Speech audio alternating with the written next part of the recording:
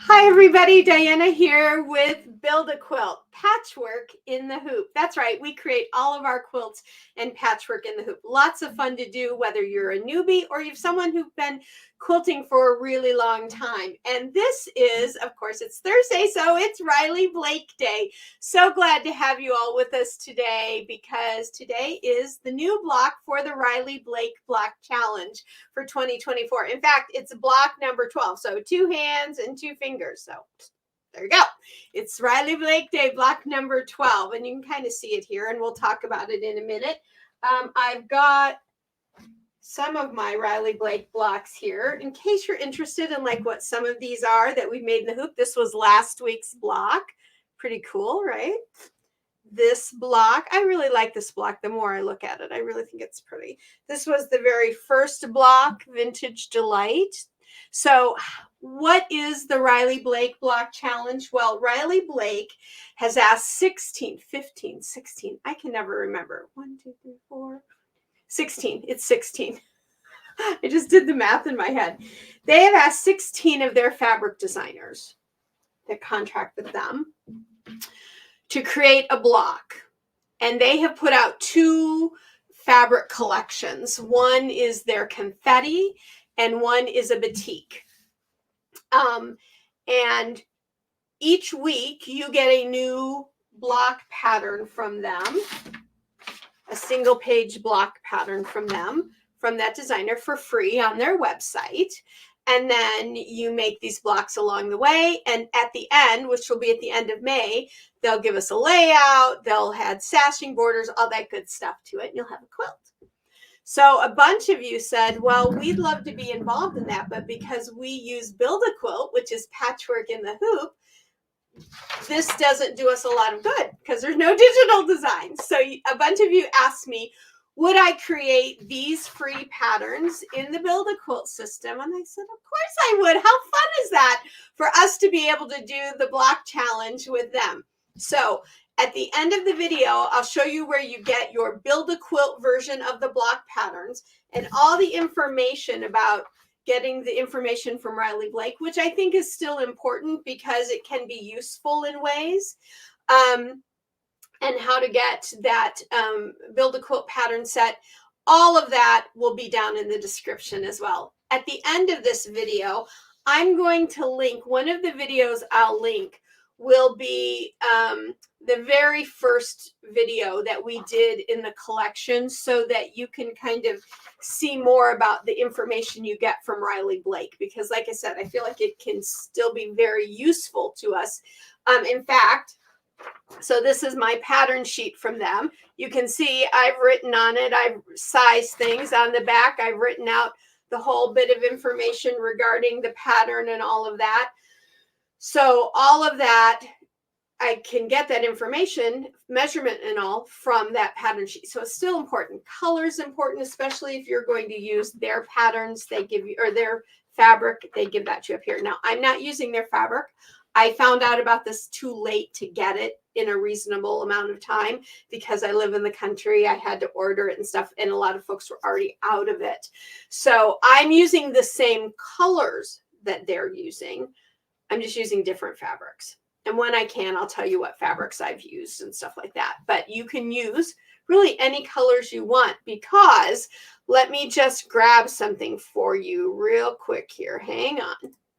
Okay, so I could not find Lori Holt's pictures on her blog or her Facebook page or anything, but I found them on Instagram. So I'm going to show you this one right here. So that's this week's block. Can you see it? Let me try to block some of that glare for you. Can you see it? That is in no way the same colors or fabrics that Riley Blake used, right? This is Lori Holt's own pattern collection. And it's gorgeous. In fact, let's look at another one. I know she's done several. This was her version of last week's pattern. Now, y'all know I love Lori Holt's fabric. And let's see. Let's look at another one. That's from a different one she's doing. Here's the one from the week before. So she's definitely using different colors, a different pattern collection. Wow. She's already done She put like the first 9, it looks like that together right there. That's the first 9 of them. So you can see all of them. Isn't that awesome? So you don't have to worry. If you don't have the Riley Blake fabric, that's fine. Use whatever fabric you have. Just join in the fun and make these blocks. So the blocks are 10 by 10 finished blocks. And I think that's a lovely size because there's 4 in a row. So that gives you a 40 by 40. Why have I been thinking it gave us a 50 by 50 size? My brain has been out of... It gives you a 40 by 40 size. Again, I think that is the sweet spot for a wall quilt. 40 by 40 up to about 50 by 50 or even 60 by 60 is a great wall quilt size. And that is that's if you put all of these blocks together in the end with no sashing and no border, which is what I'm going to do because I want to hang it on the wall. However, if you want to do the sashing and borders, whatever that happens to be, I'm going to put those out for us to do through Build a Quilt as well. Okay, so you don't have to worry about that. But it's a great little quilt, especially if you haven't used Build a Quilt before and you want to get used to the idea of doing it because you're really jumping in. Here at Build a Quilt, last year we started everybody out with just the basic half square triangle to get used to that process, and we've been building up and building up and building up. But this will get you like stuck in really quickly into a lot more complicated piecing, but it's so easy with Build a Quilt that it's not going to matter. You're going to be able to do it just like that. And at the end of each one of these videos, this piece where I'm talking with you all, there are always little small demo videos where I demonstrate the segment pieces on the embroidery machine so you can see how they get made, and I give you the tips and tricks and all that cool stuff. All right. All righty. So let me bring up Sandy Gervais. This week's block is by Sandy Gervais from Pieces from My Heart. So you can see Sandy there. I bet a lot of you know Sandy. Diverse yet identifiable are the words often used to describe Sandy's design. Sandy's dream was not to be a fabric designer, but instead a greeting card designer. In 1972, Sandy pitched the idea of becoming a greeting card designer to her high school guidance counselor. An A in art class doesn't make you an artist, warned Gervais, guidance counselor, completely snubbing her out of her burning desire to become a greeting card designer. She rekindled that fire in 1988 to prove her counselor wrong. Looks like in 92, she started sewing, and she's been in fabric design now for 25 years. It looks like Pieces from My Heart started in 1994. And here are the different designs she's done for Riley Blake. So I bet some of you know these. I bet some of you, like, I know I still have some of that fabric from January 2023 in my stash. Let's see. Do I have anything else in here? I know I've used this fabric with the little frogs and ducks. I use that for a child's quilt, not a baby quilt, but a child's quilt. I love that. That was super cute. Oh, and this one right here from the heart. I still have some of that in the stash too. And I've used some of this Adele in winter. So she just has she's had lots and lots of beautiful things. So Sandy, we are thrilled that you stopped the idea of becoming a greeting card designer and became a fabric designer, because your fabrics are so gorgeous. We just love them, right, everybody? And, you know, I find that her story a little bit interesting because the first time I told my guidance counselor that I wanted to be a scientist. Now, remember, Sandy, I don't know if she's as old as I am, but she's probably within 5 years either side of me, and I'm in my 60s. I bet we were in school roughly the same time.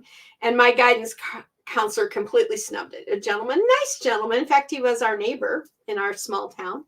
But back then, girls weren't guided to do the things that they really had a passion for. So I'm glad Sandy decided to prove her guidance counselor wrong, and I went on to prove my guidance counselor wrong too. So girls, we can do anything we want to do. Don't let anybody tell you any different. All right, so this week's block is called Flip Flopped. Flip Flopped, and it's this right here, and I'm going to show you where it goes in the layout here in just a minute. Let me just see if I can. That's a little bit better. So Flip Flop. I find this to be a curiously interesting block. At first I thought, I don't know if I really care for it. But when I started making it, I realized, I really do like this block. It kind of reminds me of one of a couple of things. Either like a flag, like you could, like a part of a flag for like a country or a state or anything like that. So I kind of like that. And then I was looking at it even more this morning. It's been hanging, I always slide this over here before I film. And so it was sitting over the other part of the workroom. And I was looking at it and I thought it kind of has a little bit of a Southwest vibe in it as well. So I can see like doing this in some different colors and it would have a real Southwest vibe. And I know some of you like that idea. So you could do it in colors that would represent that. Gosh, I'm really shaking the desk this morning. Sorry. So I really like it. And the other cool thing about this block is, again, one of the great things about Build a Quilt is we've taken what takes two sections in the original pattern and created it as a single segment. And it really has helped because the one section was going to be using pieces under an inch. I love miniature quilts, don't get me wrong. I can't do them to save my life. I talk about that more in the demo, but that's this piece right here, this section. So in the quilt originally, this point block is one section, and this little bitty flying geese unit is the other section. You would have such a big seam behind here that it would make this so puffy. I just don't think it would look great. However, as one unit, this whole piece as one unit, it lays flatter, you make it all at once, and you don't have to worry about all those itty bitty pieces of fabric. And I love that because, like I said, I really think mini quilts are adorable and I love them. But I've given up making them a long time ago with traditional quilting because I just can't do it well. It's just not my thing. So this you'll see in the demo, and I'm calling this the Flying Geese Point Block. Not very original, I know, but that's what we're calling it for this particular piece. And then we have our flippy corner blocks in the corner. And we've made those before, so it's going to be very similar to the flippy corner blocks we've made before, but there is a video at the end. And then there's just the single square, and I think we did that even, didn't we do that last week? No. But we've done the single square, see there in the center of that one, a lot of times. So I didn't reattach that video at the end because it's so simple. You just do your outline on your stabilizer, lay your fabric down, do your next step, and you're done. So I didn't put that at the end, but you are getting the video for this combo unit and for the flippy corner unit as well. Okay, so this is the block. Now, I tell you this in the demo, but let's talk about what's a little bit wonky for us when we do this combo unit. So this unit right here, well, let's look at it. Let's look at it right here. So when you bring this pattern into your machine, it comes in with the point facing down, and that's fine. Just leave it that way. You are going to make two of these units where all of the orange fabric is on the left and all of the yellow fabric is on the right. And that will become this north and south piece. Then you're going to make two more of them, but you're going to flip it. Let me rotate this so you can see it better. Let's see. We started out there. Yeah, okay. So what is the east and west piece? If you look at it now, the orange is on the right. Sorry, got a hair in my face. The orange is on the right and the yellow is on the left. So you make them opposite. So these two are opposite of these two. I go over that in full detail in the video, so don't worry about it. But I wanted to go over that briefly here so you understood that. Now, for the flippy corner blocks, sorry, for the flippy corner blocks, you're going to make 2 in the orange and they'll go diagonally, and you'll make 2 in the gold. You make them all the same way. You don't have to do any rotating, anything like that, because when you put them on here and you rotate them into the second space, they'll match up perfectly. So you don't have to worry about that, okay? But you'll make 2 orange and 2 gold. All righty? So really quite an easy block to make. You've only got the 4 colors and really only a tiny bit of red in the center, white, orange, and yellow or gold on here. And that, of course, if you're doing the Riley Blake, always gives you the exact colors on here. So on here, it would be, if you're using their cotton solids or their confetti solids, it would be lemon zest, Riley orange, Riley white, and Riley red. If you're doing their expression hand dyes, which is the batik version, you'll use snow white, mandarin, yellow, and apple one. Oh, for a red apple. I always think green apples for some reason, but that's apple one. So it's for a red apple this time, of course.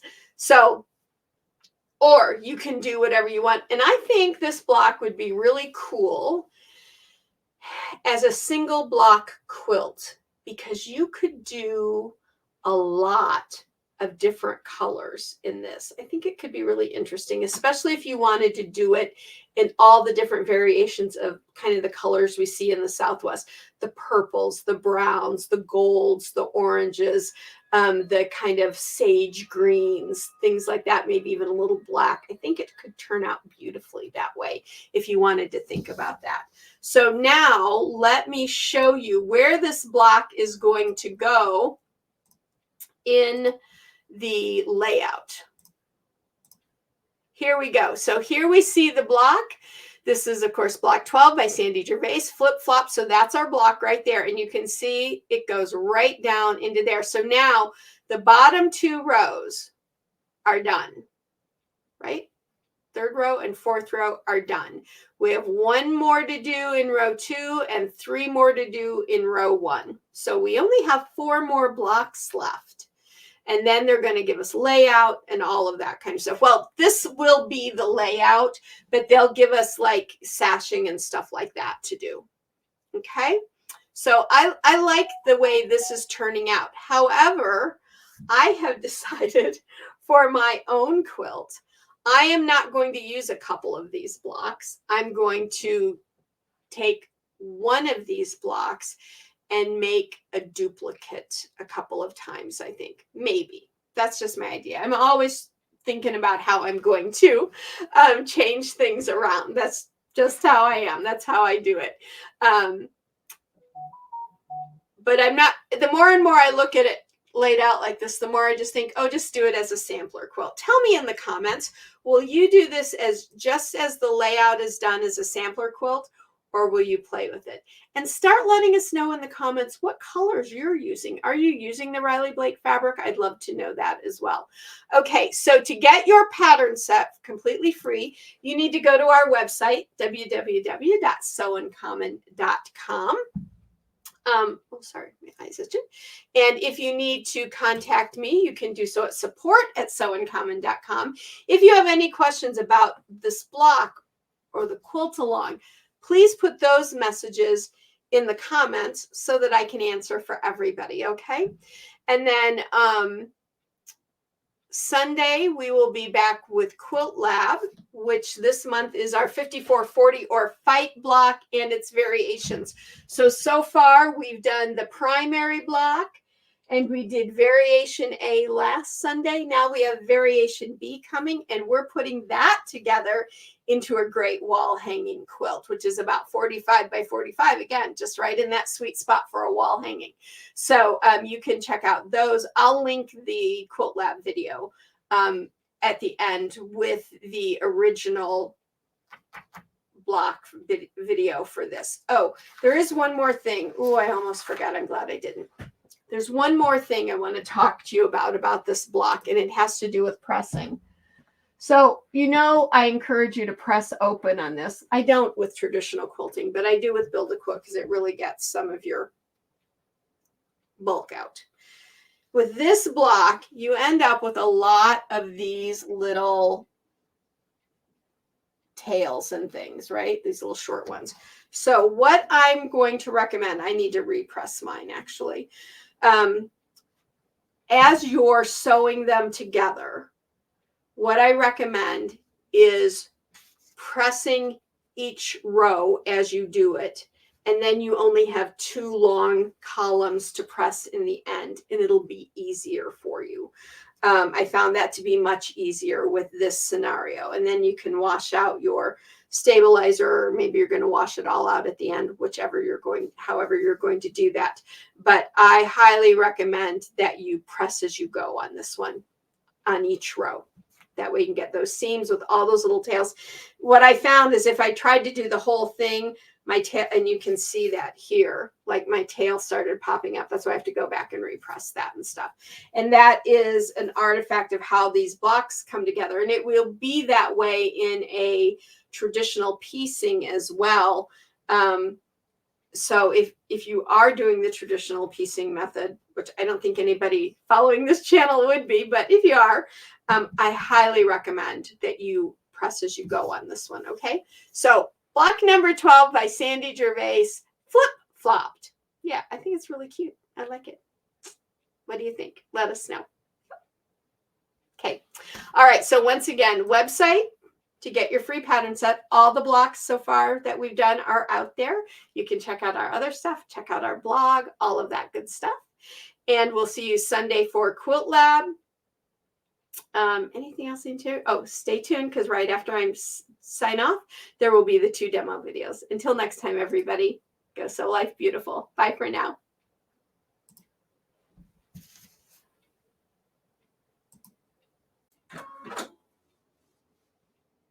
Hi, everybody. Here we are at the machine, and this is the demo for the flippy corner block for the Riley Blake Block Challenge, block number 12, called Flip Flop. So it's really appropriate that we're using flippy corners in this block. And those of you that were with us in March know that with Build A Quilt and all, we did lots of flippy corners. The whole month was about flippy corners and how to use them. So here is the 2 that are done with the gold and white fabric. You can see they're exactly the same. I'm going to demo one of them in the orange and white for you, and then a second one will need to be made because you're going to make 2 in the orange and white and 2 in the gold and white, and you'll make them exactly the same because when you flip them, they go diagonal from one another and they flip right into, those corners flip right into their appropriate place. So not difficult to do these at all. And for those of you who are wondering, there's the one red square that's done. We've done that numerous times here. So that one's easy to do. Let's take the hoop out and show you. So here I have my boundary box stitch. That's machine step 1. And then I have my placement block box set here for machine, which is machine step 2. And this is where I'm going to place my first piece of fabric, which in this case is going to be this orange. Now I am using a B cross stitch fabric by Lori Holt here. And the gold that I use, let me bring this one back in for you. This gold is a Moda Grunge. Those are the 2 colors that I chose to use for this block. And then the red that I showed you, that was a Moda Grunge as well. If I had had an orange Moda Grunge, I could have done the whole thing in the grunge fabric. But I love this Lori Holt V cross stitch. So I put my glue down. I placed my fabric down. Now I'm going to slide my hoop back onto the machine. And we'll do machine step 3. And after machine step 3, there is a little bit of trimming to do. You're going to trim away the excess in the 3 corners, and then we will start placing our white triangle fabric for those corners. this is the one where you're going to cut the most white triangle fabric. You need a lot of that for this particular block.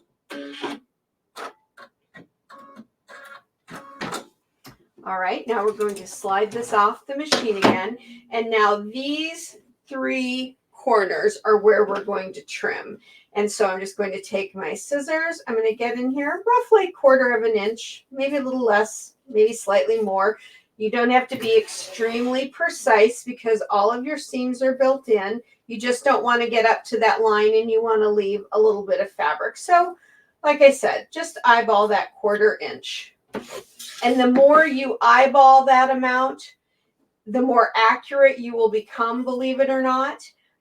So, you know, maybe give yourself a guideline a couple times if you want to with a pencil, and then just start cutting, because it's going to really turn out to be that you're going to be able to do it accurately without that guideline after a while. Now the next step is machine step 4, and I'm placing my white fabric right sides together or right side down. I'm going to go ahead and place a little bit of glue right there in the corner. And now I'm going to place this back onto the machine. And we're going to stitch this down. Then we will flip it and stitch it into place.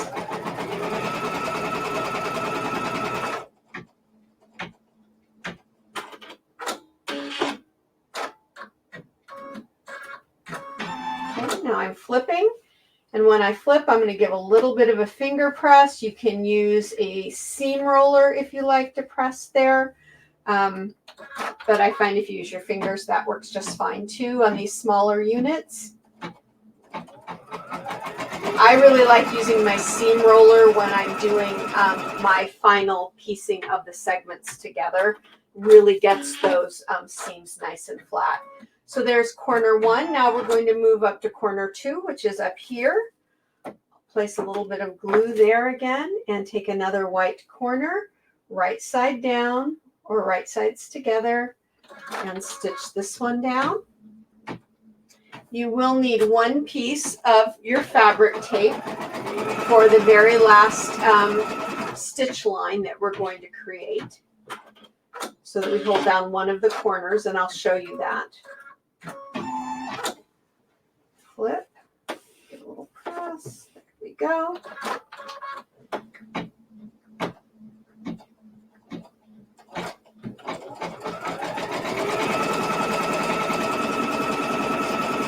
Now we're going to do our very last corner, which is right here.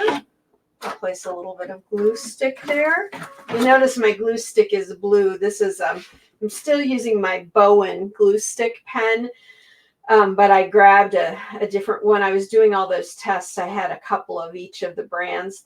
I think this is from Soline, which is also a very good glue stick. I'm going to place my last triangle there, and it fits. Their refills fit in my Bowen pen.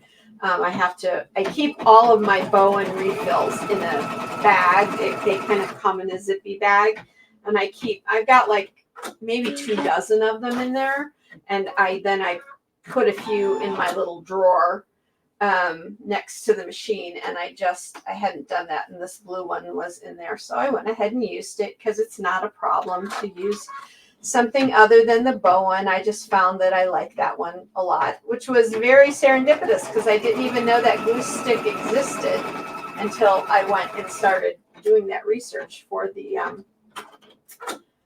stabilizer videos. Okie doke. Alrighty, so we're going to start up here, and our stitch line will go all the way around. It's not going to catch there, so you don't need tape. It won't catch there. You won't need tape, but it can catch right here at the bottom. So remember, pro tip is to place your tape outside of the stitch line, so you're not having to peel your tape out of a stitch line, and it's not going to catch there either. And now we'll just do our final stitch line. That's how simple it is to do these flippy corners. And again, you're making 4 of them. You're making 2 of them in your orange color and 2 of them in your yellow color. Whatever, if you're using the actual Riley Lake fabrics recommended, or if you're using your own fabrics. And I know I've been watching, of course, because I love Lori Holt's fabric. She's doing this because she was one of the people doing the block. She did the very first block called Vintage Delight. She's using her own fabric collections. She's not using the Riley Blake collections that are suggested. And I really love it. I'll try to find some pictures of those and we can look at them. And since I am taping this demo before I do all the intro stuff, I might have them by then, who knows. But that is our flippy corner. And then of course we'll trim it out. And now I'm using my 6x6 hoop, and since these are almost 4 inches, they're like 3 3/4 inches finished. I know it's an odd size, but remember, that's the other nice thing about doing Build a Quilt, is because I can digitize these things for us in the exact 100th of an inch in size. So we can get these, you know, if this needed to be 3 3/8 or something, we could digitize it that way. That's what makes piecing in the hoop one of the really nice things about patchwork in the 21st century. Okay, I'll set up my other piece, I'll do my other one, and then I'll have my 4 finished. Now we can go on to our demo on the Flying Geese point block. This is another one of our combo blocks that I've created for us, and I think you're going to like it.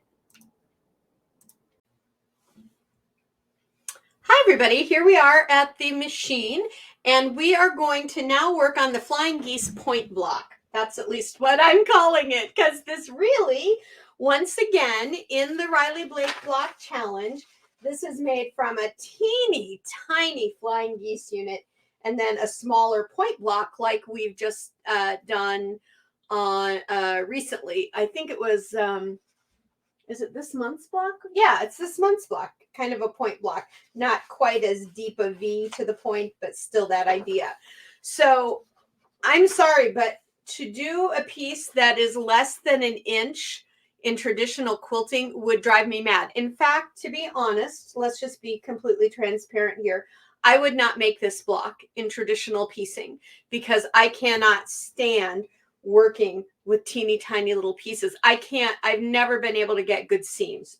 In all the decades that I've been quilting, I've never been able to get a really good seam. So this is the block as it looks once it's pieced and still in the stabilizer. Kind of funny, right? There's lots of all these little wings on here, and I'll be showing you later. But when we do the final stitch around for the seaming, you're going to need to put a piece of tape on this side and one right down here. These 2 over here aren't going to matter. However, there's something really important that we need to make sure and do for this. So as you see in this block, this is how the pattern comes into your machine, pointed down. You will be making 2 of them with both orange pieces on the left and both orange pieces or both yellow pieces on the right.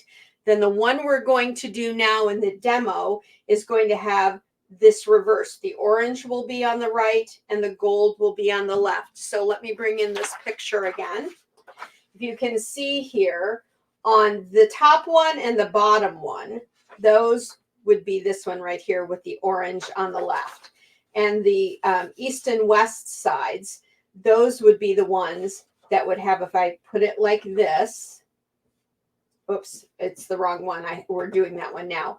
It would end up being the ones that would go in the east and west. So you're going to make 2 with the orange on the left and 2 with the orange on the right.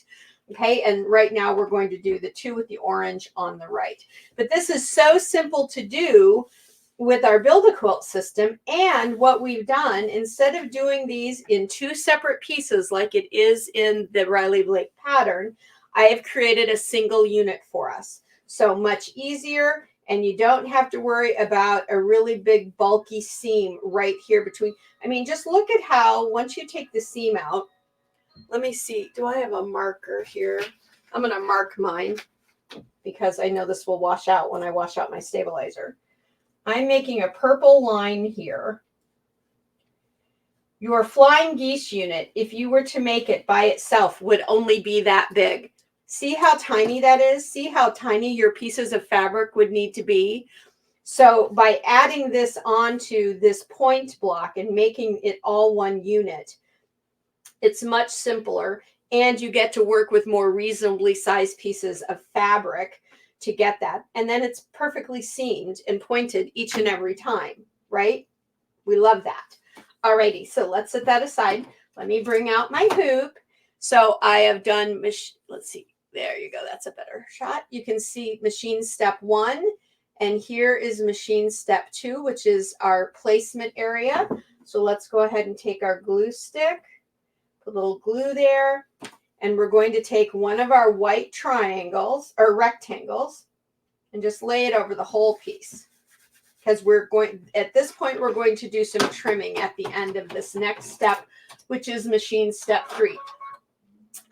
This piece requires a little bit of trimming, but it's very simple, and it's after each of the white pieces so that you have room for the orange and gold fabric, or orange and yellow, without having them bulked up. So you'll see that. Alrighty. So here is our first piece stitched down. Now we're going to remove it from the machine. I'm going to flip it upside down so I'm going to trim here, and then I'll trim right here. So let's go ahead with our scissors and do that. And in case you're wondering, if you're new to us, I love these Karen K. Buckley scissors, perfect scissors. Why? Because they have a really fine serrated edge, and you don't get fraying with them. I love that. All right, so our next piece is to lay our orange right here. So we can see in my original one, it was the gold that we started with, but we've made both of those. So now I'm going to be doing the ones with the orange to the right and the gold to the left. I'm going to lay a tiny piece of glue there. Now, here's an interesting thing. It's kind of funny how you lay this. You lay it like you would lay these corners any time. Some of this is going to get cut off, but this is, you're going to kind of pretend that anything past this point right here, this point, anything past it is going to be like outside the boundary, and that will get trimmed here in just a moment. Let's go ahead and stitch that down, and then we'll flip it and finish stitching it all the way.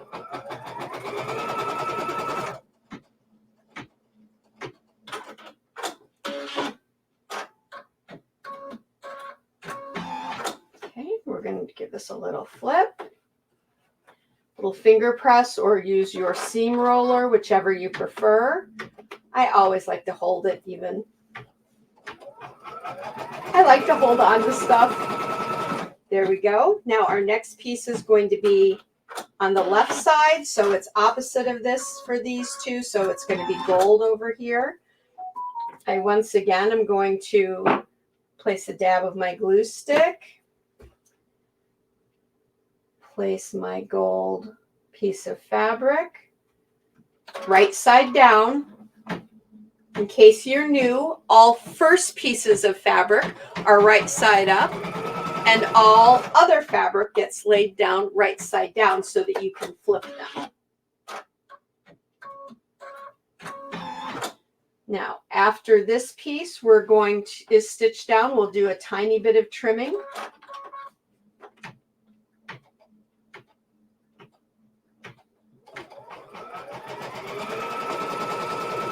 There we go. Now we're going to remove it and trim this right here. So technically now, let's look at this. Technically right now, we are done with the point block. If I just needed to make this point block as a single block, I would do a stitch all the way around for my seam guide, but it's done now, right? So technically, if I took this out of the hoop, I would trim off a 1/4 inch all the way around. However, we're not doing that here. We're now going to add on our small flying geese unit, so we need to trim this right here. And there's not a lot to trim, but you don't want to leave that much out there kind of bulking up the whole piece, especially when you're doing small pieces in mini quilts, you don't want to have bulk in your seams or under your fabric. All right, so here, that I just cut about 1/4 inch. Now my next piece is another piece of white. It's another white rectangle. I'm going to lay that right side down, right on top, right there. I don't need to put glue all the way across, just about right there, because these corners will end up being our color fabric again. Let's put this back onto the machine and stitch that down. So here is where I feel like one of the truly great things about Build a Quilt comes into play, is that we can make these. I've been saying this a lot lately, but we've been finding more and more times when this is true, is that with Build a Quilt, you can turn a lot of pieces into units and really save yourself time, save yourself the frustration of working with small pieces, not having a lot of seam bulk on the back of your piece. All right, now we're going to remove again, and we need to do a little trimming again. So this time, this is at a point, just like it was when we did the bigger piece. We're just going to come over here and cut right down. So even though that was kind of a jagged cut, with these Karen K. Buckley scissors, I don't get fraying from it. I just love it. There we go. All right, now we're going to be in this corner over here again, and that means we're going to use the orange fabric again, because in these Flying Geese point blocks, your fabric colors line up on the side. They're not opposite or anything like that. So let's place this piece right side down, right like that. You always want to make sure it falls outside of your boundary so that you have enough to trim off in the end when you trim it out of your stabilizer. That's why I give you those nice, good sized pieces. But see how small that piece is that we're really piecing right there? It's less than an inch. I think it's only like maybe a 1/2 inch this way and 3/4 inch that way. I'm sorry, I won't do that with traditional piecing. I'm the worst at it. I know there's some people that can really do fine detail work like that. I have never been able to with any degree of success where I'm happy. I'm sure that some people will say, oh, it's fine, it looks great. And I understand that, and it probably does. But I understand too, if you are not happy with your quilt and your piecing, then it takes the joy out of it, in my opinion. And you won't finish it, and you'll walk away from it. And that's not what we're about here. We're about building our quilts all the way through to the end. All right, so now I've placed my gold fabric right side down. Let's flip that back so you can see a little better. And we'll stitch that down.